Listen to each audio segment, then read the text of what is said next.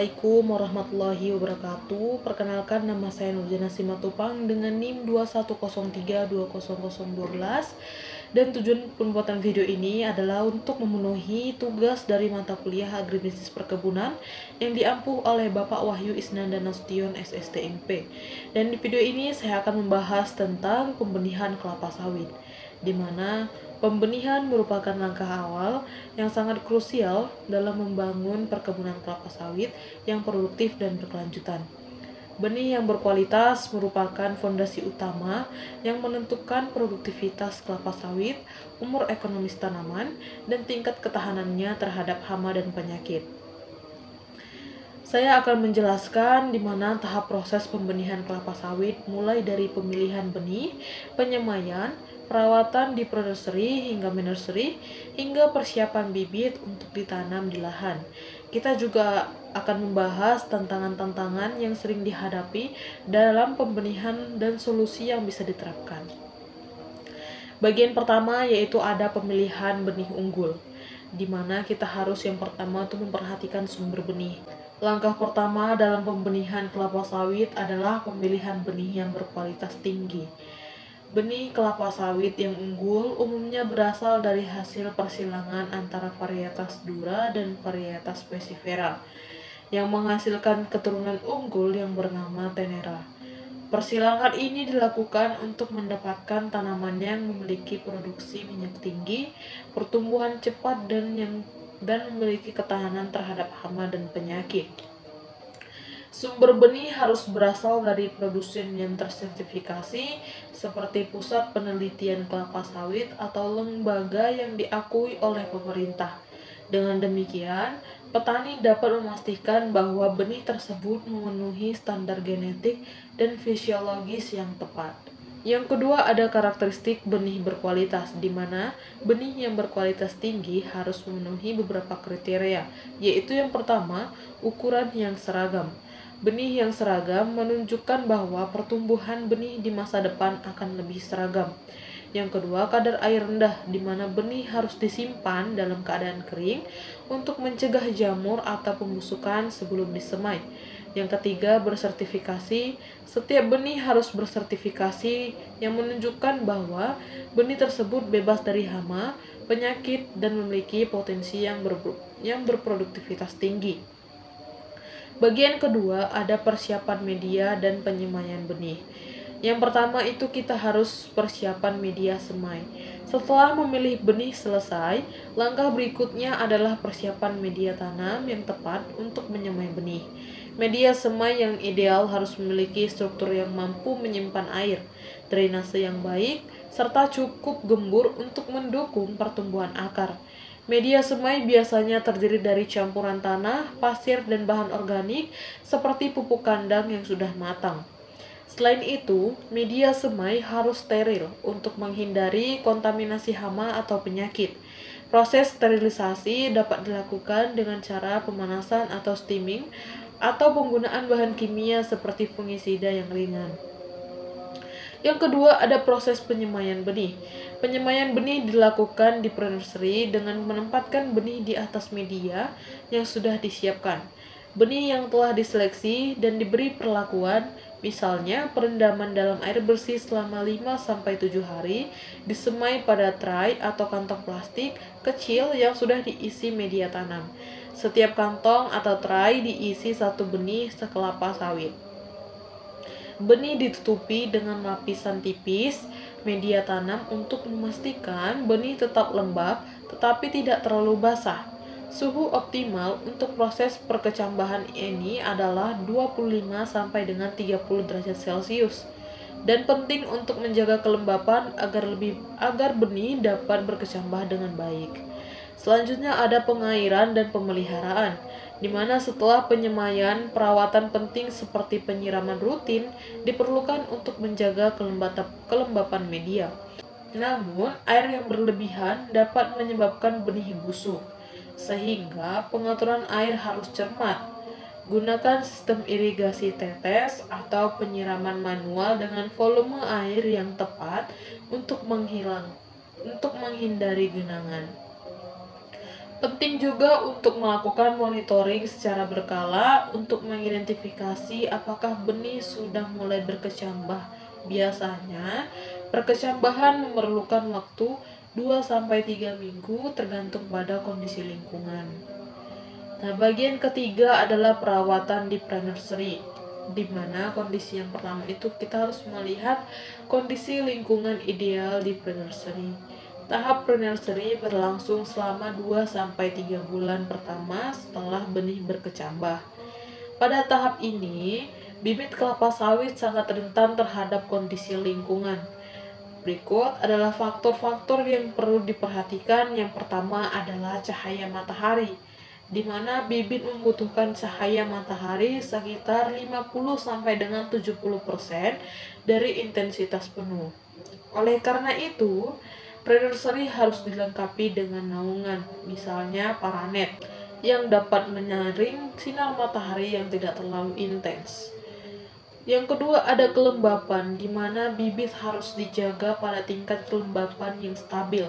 Dengan penyiraman yang cukup, tetapi tidak berlebihan, kelembapan udara di sekitar nursery juga penting, terutama dalam kondisi panas yang ekstrim. Yang ketiga itu ada suhu, di mana suhu yang ideal untuk bibit di pre-nursery adalah suhu sekitar 25-30 derajat Celcius. Jika suhu terlalu tinggi atau terlalu rendah, pertumbuhan bibit bisa terganggu.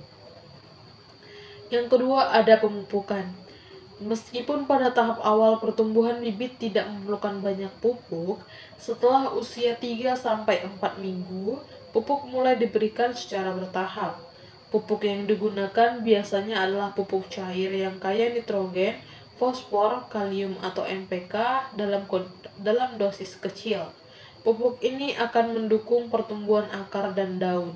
Pemupukan dilakukan setiap 10-14 hari dengan hati-hati agar tidak berlebihan, karena sistem akar bibit pada tahap ini masih rapuh dan sensitif terhadap pupuk. Tahap ketiga itu adalah pengendalian hama dan penyakit.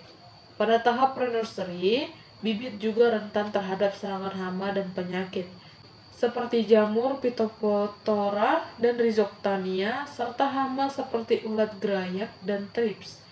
Pencegahan bisa dilakukan dengan penyemprotan fungisida atau insektisida ringan sesuai kebutuhan.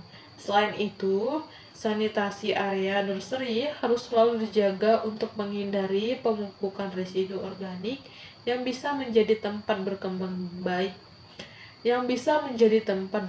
biaknya hama. Bagian keempat yaitu perpindahan ke nursery, di mana yang pertama itu tahap pertamanya adalah seleksi bibit. Setelah 2-3 bulan di pre-nursery, bibit siap untuk dipindahkan ke main nursery. Namun, sebelum dipindahkan, dilakukan seleksi untuk memastikan hanya bibit yang sehat dan berkualitas yang dipindahkan. Ciri-ciri bibit yang baik meliputi seperti daun berwarna hijau gelap, batang yang kokoh dan tidak cacat, serta sistem akar yang sudah mulai terbentuk dengan baik. Bibit yang menunjukkan gejala penyakit atau pertumbuhan yang lambat harus disingkirkan, karena dapat mempengaruhi produktivitas di tahap selanjutnya. Tahap keduanya yaitu pemindahan ke polybag besar. Bibit yang lolos seleksi kemudian dipindahkan ke polybag besar di main nursery, di mana bibit tumbuh hingga mencapai usia 10-12 bulan sebelum siap ditanam di lahan perkebunan. Polybag besar biasanya berukuran 40 x 40 cm atau lebih besar, dengan media tanam yang lebih kaya nutrisi. Pemindahan harus dilakukan dengan hati-hati untuk menghindari kerusakan pada akar. Bibit dipindahkan beserta media tanahnya untuk meminimalkan stres pada tanaman. Tahap ketiga yaitu perawatan di nursery. Selama di nursery, bibit mendapatkan cahaya matahari penuh dan membutuhkan pemupukan rutin. Pada tahap ini, pemupukan biasanya dilakukan dengan pupuk NPK dengan dosis yang lebih tinggi dibandingkan di pre-nursery. Pengairan juga harus dilakukan secara rutin, terutama jika kondisi cuaca panas. Bibit akan berada di nursery selama kurang lebih 8-10 bulan hingga mencapai tinggi sekitar 80 sampai dengan 100 cm dan memiliki setidaknya 5-7 daun sebelum dipindahkan ke dalam perkebunan. Bagian kelima yaitu tantangan dan solusi dalam pembenihan kelapa sawit. Yang pertama tantangannya itu adalah iklim. Salah satu tantangan utama dalam pembenihan adalah perubahan cuaca yang ekstrim. Kekeringan yang berkepanjangan atau hujan deras bisa menghambat pertumbuhan bibit. Solusinya adalah menggunakan irigasi yang baik dan menyediakan naungan selama kondisi panas ekstrim dapat membantu menjaga kondisi ideal di nursery. Tantangan kedua yaitu hama dan penyakit. Selain iklim, serangan hama dan penyakit juga bisa menjadi ancaman serius. Solusinya adalah menerapkan manajemen terpadu hama dan penyakit dengan mencegah dini dan pengendalian yang tepat, serta menggunakan benih yang bebas dari patogen.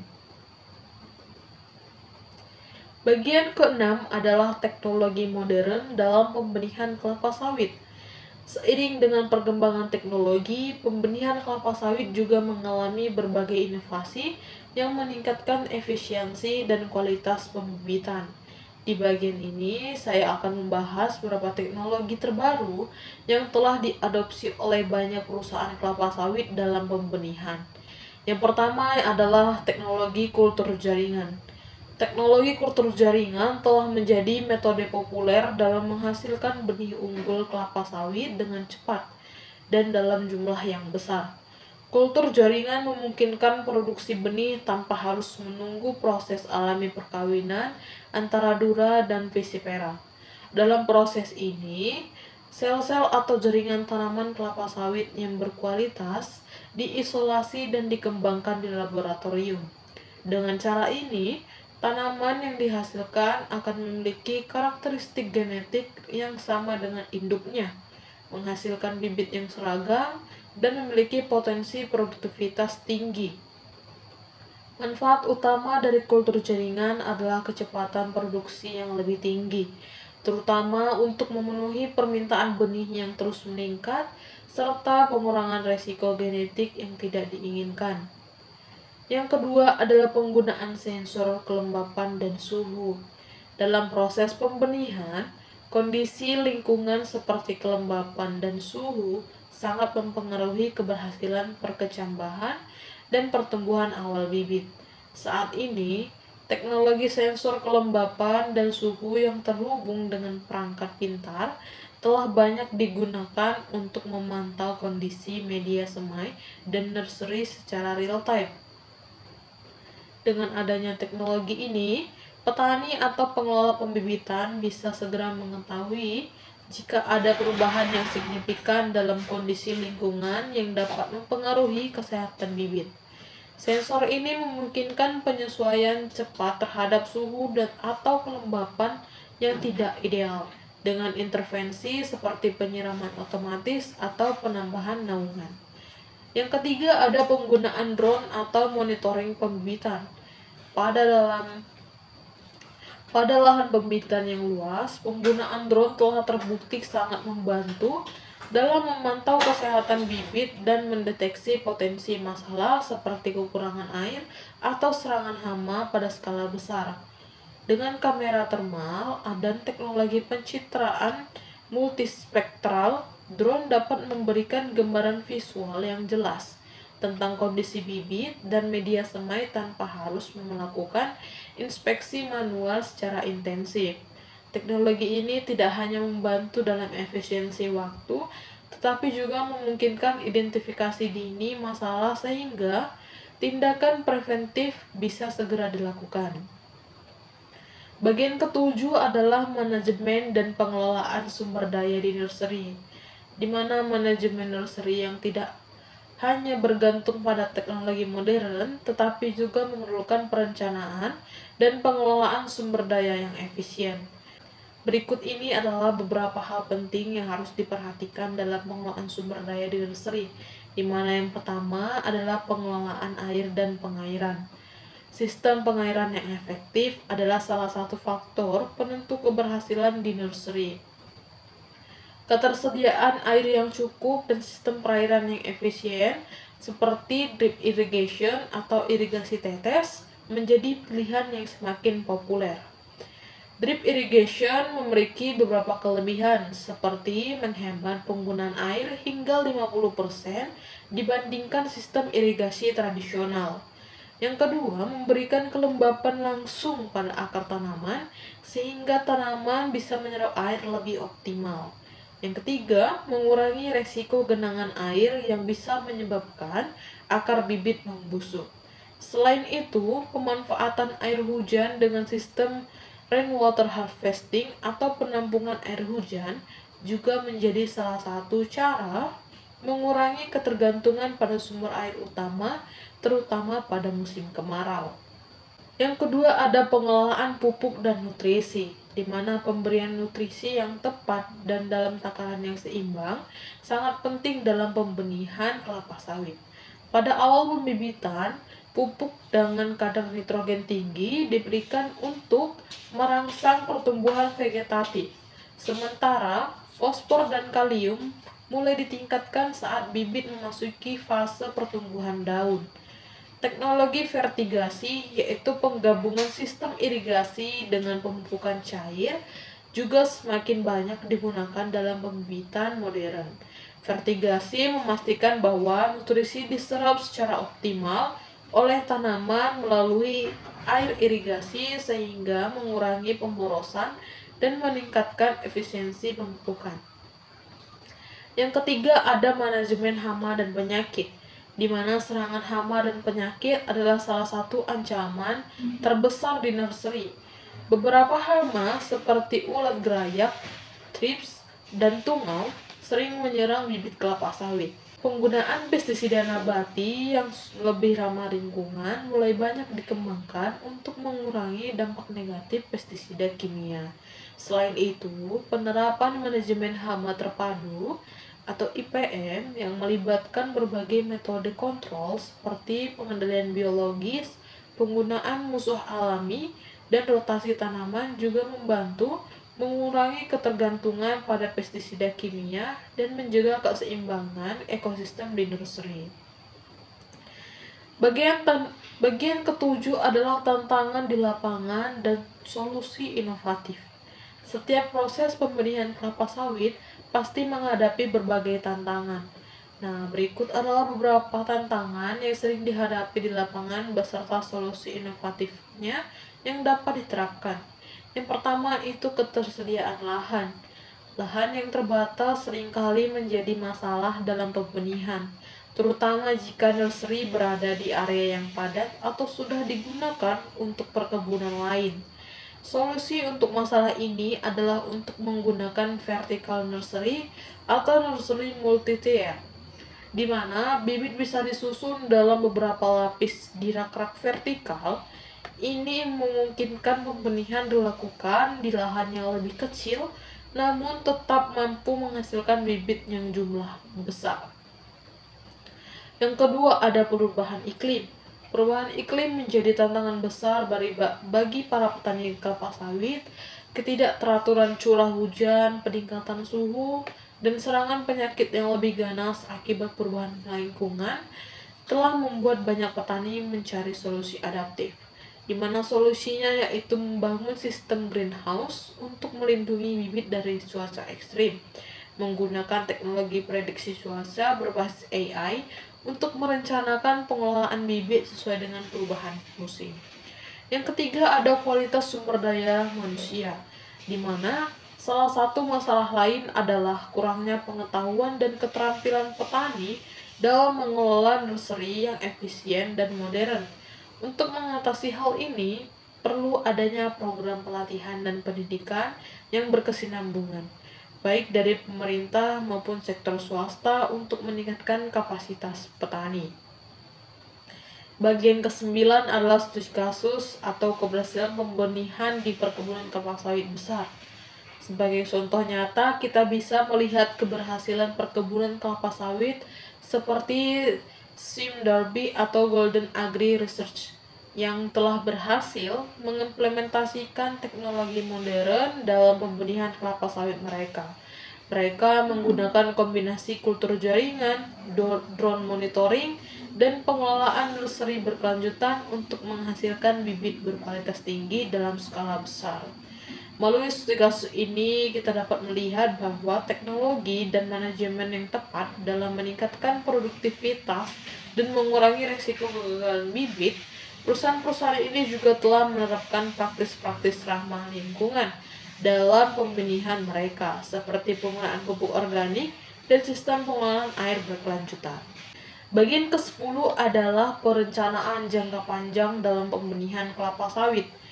Dalam skala perkebunan besar, perencanaan jangka panjang dalam pembenihan merupakan hal yang penting untuk menjamin ketersediaan bibit yang stabil dan berkualitas untuk kebutuhan masa depan.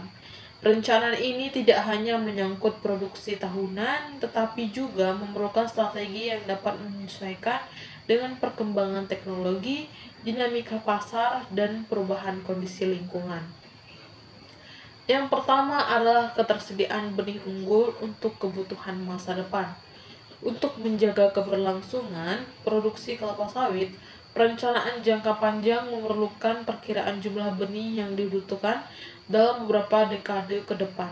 Perkiraan ini dipengaruhi oleh berbagai faktor, termasuk yang pertama ada replanting atau penanaman ulang. Setiap 20-25 tahun, tanaman kelapa sawit memasuki usia di mana produktivitasnya mulai menurun.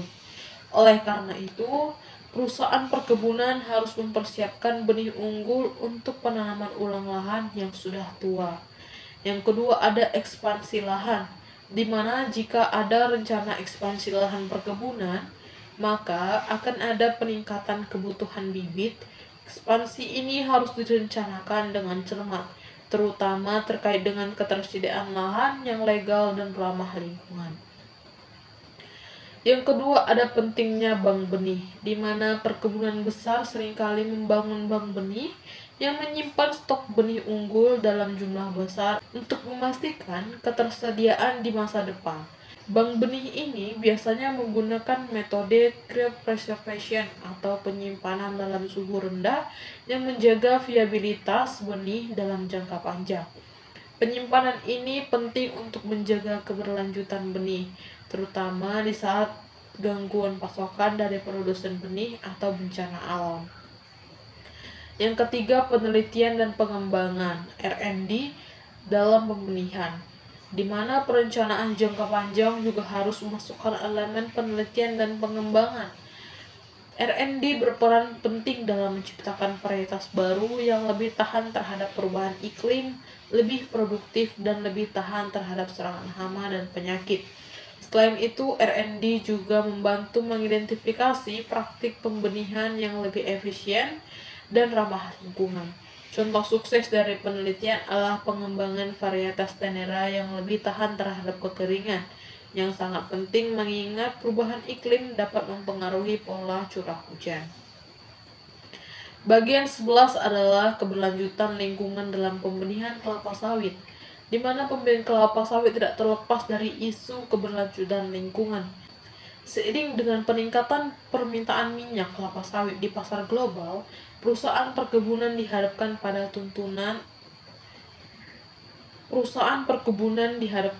tuntutan untuk melakukan pembenihan dan pengelolaan lahan secara berkelanjutan. Yang pertama ada pengolahan lahan yang berkelanjutan, itu adalah proses pembenihan kelapa sawit harus memerhatikan konversi tanah dan keanekaragaman hayati. Ketika lahan baru dibuka untuk pembibitan atau perkebunan, penting untuk menjaga agar lahan tersebut tidak mengalami degradasi. Ini bisa dilakukan dengan menanam tanaman penutup tanah seperti legum untuk mencegah erosi dan meningkatkan kesuburan tanah. Yang kedua itu seperti mempertahankan area konservasi di sekitar perkebunan yang bertindak sebagai penyangga terhadap ekosistem alami sehingga keanekaragaman hayati tetap terjaga. Yang kedua, pengelolaan air. Pengelolaan air juga menjadi bagian penting dalam pembenihan kelapa sawit yang berkelanjutan. Selain menggunakan sistem irigasi yang hemat, penting juga untuk menjaga atau memastikan bahwa penggunaan air di nursery tidak mengganggu pasokan air bagi masyarakat sekitar atau ekosistem lainnya. Pendekatan yang dapat digunakan adalah penggunaan ulang air dengan sistem drainase yang baik sehingga air tidak terbuang percuma. Yang kedua, menggunakan pendekatan membangun waduk kecil untuk menangkap air hujan yang dapat digunakan dalam musim kemarau. Selanjutnya ada penerapan standar RSPO, di mana salah satu pendekatan dalam memastikan bahwa proses pembenihan dalam produksi kelapa sawit memenuhi standar berkelanjutan adalah dengan memenuhi standar yang ditetapkan oleh Roundtable on Sustainable Palm Oil atau RSPO. RSPO menetapkan pedoman bagi perusahaan untuk melakukan praktik-praktik pembenihan dan perkebunan yang tidak membuka lahan dengan cara terbang habis. RSPO menetapkan pedoman bagi perusahaan untuk melakukan praktik-praktik pembenihan dan perkebunan. Yang pertama itu adalah tidak membuka lahan dengan cara tebang habis atau membakar hutan. Yang kedua, memastikan penggunaan bahan kimia dilakukan secara minimal dan tidak berlebihan. Yang ketiga, memiliki program untuk mendukung kesejahteraan masyarakat lokal dan memastikan mereka mendapatkan manfaat dari aktivitas perkebunan. Bagian ke-12 adalah tantangan masa depan dalam pembenihan kelapa sawit. Perkembangan industri kelapa sawit tidak lepas dari tantangan yang semakin kompleks. Beberapa tantangan yang dihadapi di masa depan dalam pembenihan kelapa sawit serta bagaimana menghadapi tantangan tersebut dengan solusi yang inovatif. Yang pertama ada perubahan iklim. Seperti yang telah disinggung sebelumnya, perubahan iklim memberikan dampak yang signifikan pada proses pembenihan. Cuaca yang semakin tidak menentu, meningkatnya suhu rata-rata, serta curah hujan yang tidak stabil dapat mempengaruhi proses perkecambahan, pertumbuhan bibit, dan bahkan produktivitas di masa depan. Solusinya adalah penelitian lebih lanjut tentang varietas kelapa sawit yang tahan terhadap kondisi iklim ekstrim, seperti tahan terhadap kekeringan atau banjir. Membangun nursery berbasis teknologi yang dapat mengontrol suhu kelembapan dan intensitas cahaya untuk mengatasi kondisi cuaca yang tidak menentu. Yang kedua ada perlindungan terhadap penyakit baru.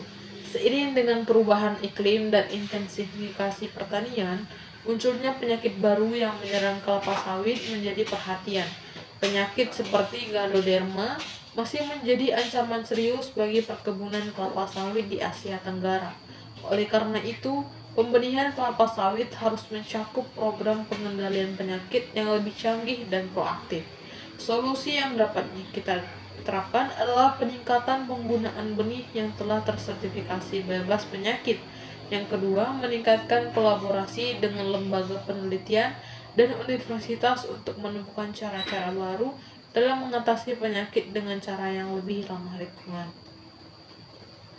Yang selanjutnya ada keterbatasan lahan, di mana dengan semakin berkurangnya lahan yang tersedia untuk perkebunan, proses pembenihan dan perkebunan harus lebih efisien dalam menggunakan lahan, di mana ini menjadi tantangan bagi perusahaan yang ingin memperluas usaha tanpa membuka lahan baru yang rentan terhadap konflik sosial atau kerusakan lingkungan. Solusinya adalah mengembangkan varietas kelapa sawit dengan produktivitas lebih tinggi, sehingga dengan lahan yang sama bisa dihasilkan lebih banyak minyak. Yang kedua ada mengoptimalkan intensifikasi lahan, yaitu memaksimalkan produksi pada lahan yang ada dengan cara manajemen tanah dan pemupukan yang lebih baik. Bagian ke-13 adalah inovasi masa depan dalam pembenihan kelapa sawit, di mana inovasi terus berkembang di dunia pertanian dan kelapa sawit tidak terkecuali.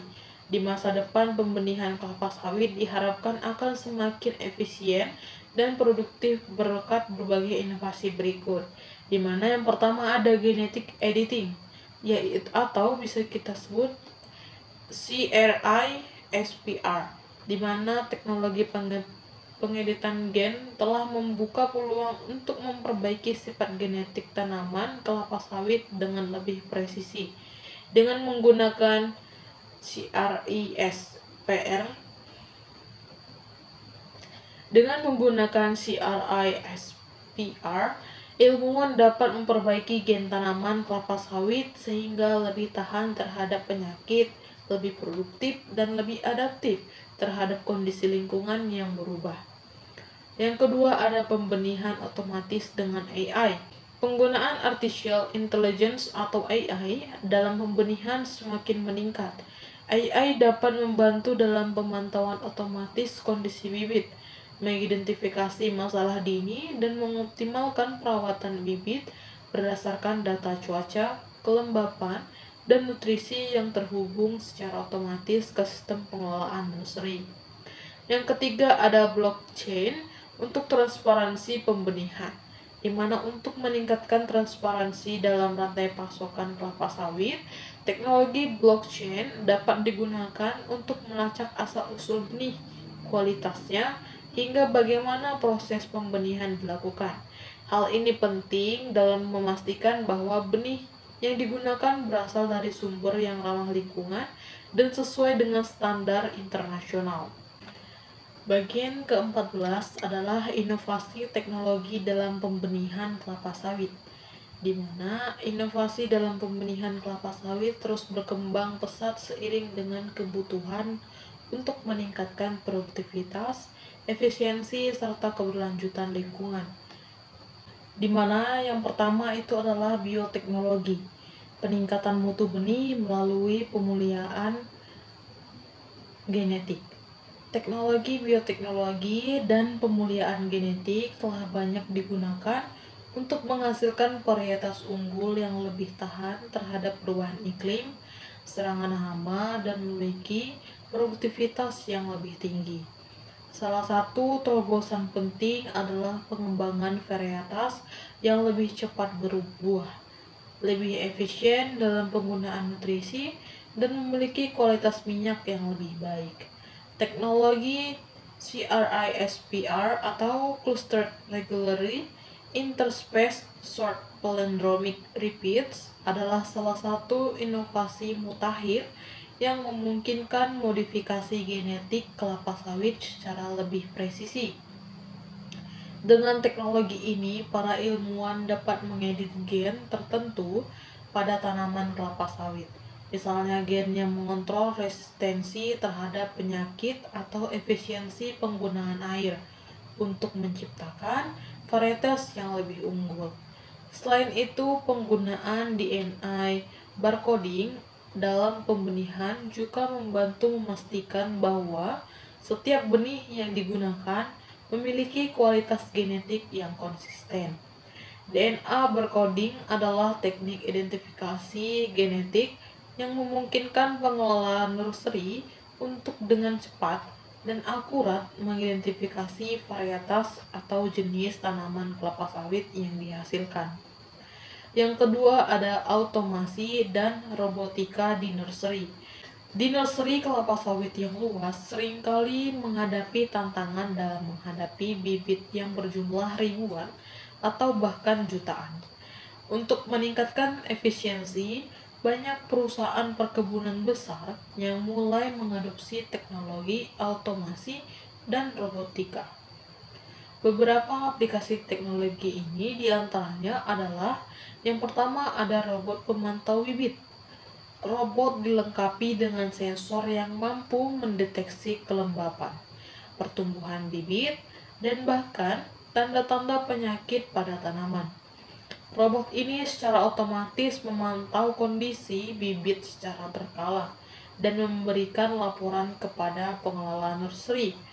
Yang kedua ada sistem irigasi otomatis berbasis LOT, di mana sistem ini memungkinkan pengelolaan air dilakukan secara otomatis berdasarkan sensor yang mendeteksi kelembapan tanah dan cuaca. Teknologi ini memastikan bahwa bibit mendapatkan air yang cukup tanpa ada pemborosan air. Yang ketiga ada drone untuk penyebaran pupuk, di mana drone juga digunakan untuk menyebarkan pupuk secara presisi di area nursery yang luas. Ini menghemat waktu dan tenaga serta memastikan distribusi pupuk yang merata. Yang ketiga ada data science dan artificial intelligence atau AI dalam pembenihan. Penggunaan big data dan kecerdasan buatan AI memungkinkan pengelola nursery untuk membuat keputusan yang lebih tepat berdasarkan data yang dikumpulkan dari berbagai sumber. Beberapa aplikasi AI dan dalam pembenihan kelapa sawit, yaitu ada yang pertama adalah prediksi pertumbuhan bibit. Dengan data dari sensor lingkungan, sistem AI dapat memprediksi pertumbuhan bibit berdasarkan variabel-variabel seperti suhu, kelembapan, cahaya, dan nutrisi tanah. Hal ini memungkinkan pengelolaan nursery untuk membuat perubahan proaktif dalam pengelolaan bibit. Yang kedua yaitu pengelolaan nutrisi berbasis AI, di mana sistem AI dapat menganalisis data dari tanah dan tanaman untuk menentukan kebutuhan pupuk secara real time. Ini memastikan bahwa tanaman hanya menerima jumlah nutrisi yang diperlukan, yang mengurangi penggunaan pupuk dan meminimalkan dampak lingkungan. Yang ketiga adalah deteksi dini penyakit, di mana dengan teknologi pemrosesan gambar yang digabungkan dengan AI, bibit kelapa sawit dapat dimonitor secara otomatis dengan mendeteksi tanda-tanda awal penyakit atau gangguan lainnya, sehingga tindakan pencegahan dapat dilakukan lebih cepat.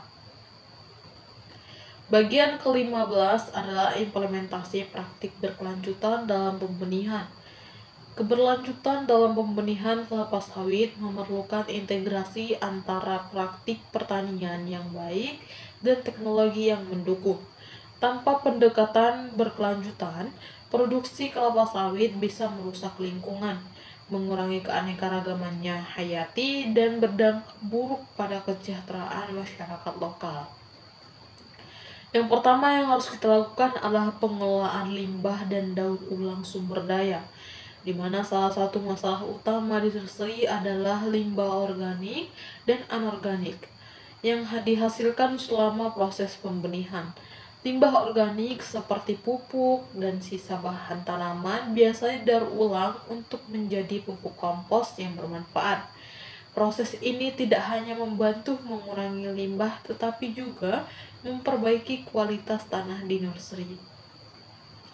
Limbah anorganik seperti plastik yang digunakan untuk polybag atau alat pertanian juga perlu dikelola dengan baik. Limbah organik seperti plastik yang digunakan untuk polybag atau alat pertanian juga perlu dikelola dengan baik.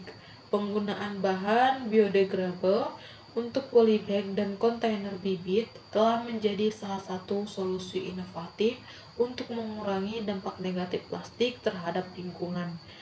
Yang kedua ada restorasi lahan dan reforestasi.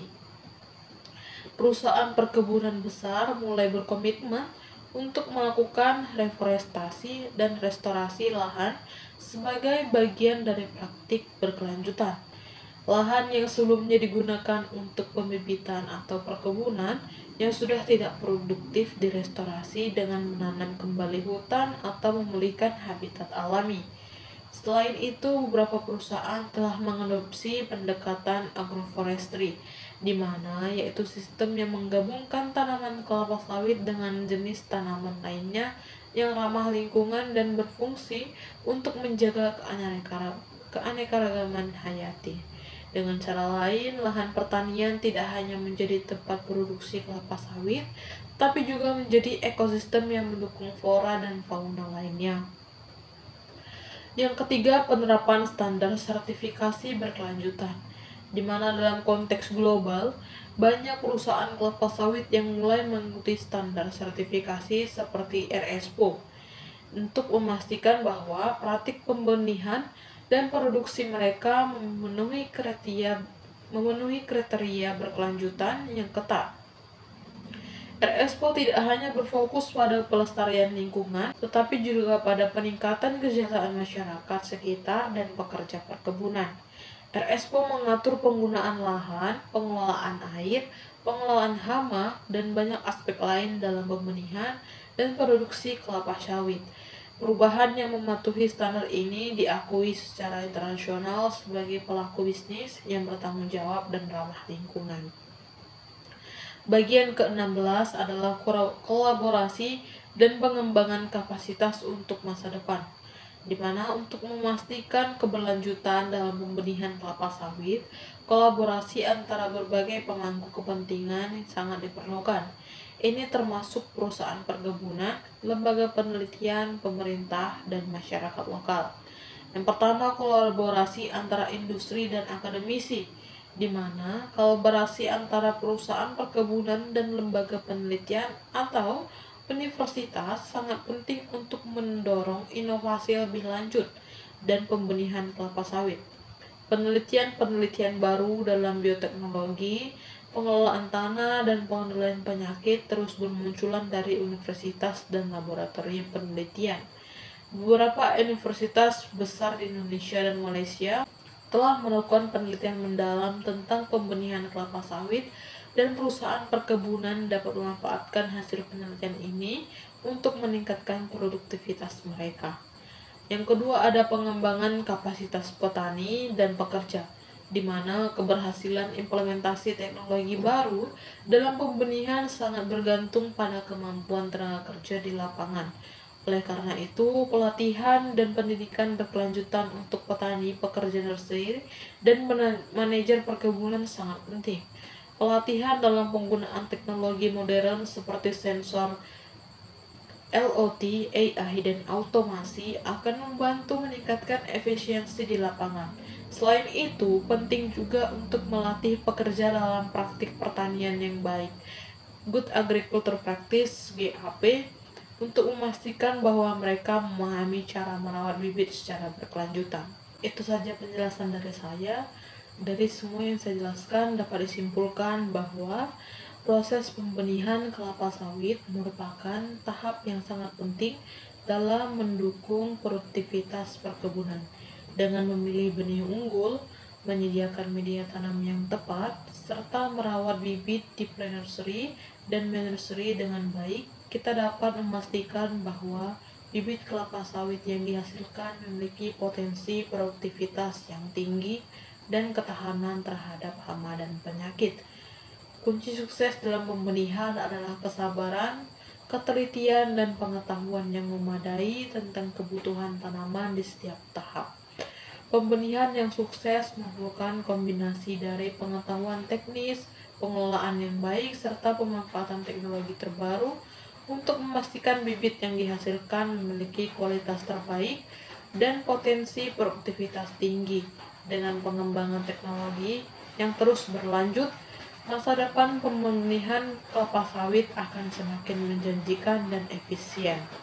Pada akhir sesi ini, saya telah mengeksplorasi berbagai dimensi penting dalam pembenihan kelapa sawit, mulai dari aspek teknis, keberlanjutan lingkungan, hingga inovasi masa depan. Proses pembenihan yang sukses adalah kunci utama dalam menjaga produktivitas kelapa sawit yang berkelanjutan dan ramah lingkungan. Keberhasilan pembenihan bergantung pada kemampuan kita untuk terus berinovasi, beradaptasi dengan perubahan lingkungan, serta menjaga keseimbangan antara pertumbuhan ekonomi dan pelestarian ekosistem. Masa depan industri kelapa sawit sangat bergantung pada bagaimana kita merencanakan pembenihan sejak tahap awal, mengadopsi teknologi modern, dan tetap berkomitmen pada praktik yang berkelanjutan, yang dimana intinya adalah pembenihan kelapa sawit merupakan tahap fundamental dalam industri perkebunan yang menentukan produktivitas dan kualitas hasil panen. Proses ini mencakup pemilihan benih yang unggul, penyemaian, perawatan bibit, dan pemindahan ke lahan tanah. Keberhasilan dalam pembenihan tidak hanya bergantung pada aspek teknis, tetapi juga pada praktik berkelanjutan yang diintegrasikan dalam seluruh proses. Keberlanjutan dalam pembenihan kelapa sawit mencakup penggunaan pupuk organik, pengelolaan air yang efisien, serta pengendalian hama dan penyakit dengan cara yang ramah lingkungan. Selain itu, teknologi modern serta bioteknologi, otomasi, dan penggunaan data dapat meningkatkan efisiensi dan efektivitas dalam proses pembenihan. Dengan memperhatikan aspek keberlanjutan dan inovasi, industri kelapa sawit dapat berkontribusi pada ekonomi yang lebih baik tanpa mengorbankan lingkungan. Oleh karena itu, komitmen untuk mengadopsi praktik berkelanjutan dan memanfaatkan teknologi terkini dalam pembenihan akan sangat penting untuk memastikan masa depan yang lebih cerah bagi industri kelapa sawit. Pentingnya pembenihan kelapa sawit tidak hanya terletak pada aspek produktivitas, tetapi juga pada keberlanjutan lingkungan. Praktis keberlanjutan dalam pembenihan seperti penggunaan pupuk organik, manajemen irigasi yang efisien, dan penerapan teknik pengendalian hama yang ramah lingkungan membantu mengurangi dampak negatif terhadap ekosistem dengan mengintegrasikan prinsip keberlanjutan ke dalam proses pembenihan. Industri kelapa sawit dapat berkontribusi pada kelestarian lingkungan serta kesejahteraan masyarakat lokal.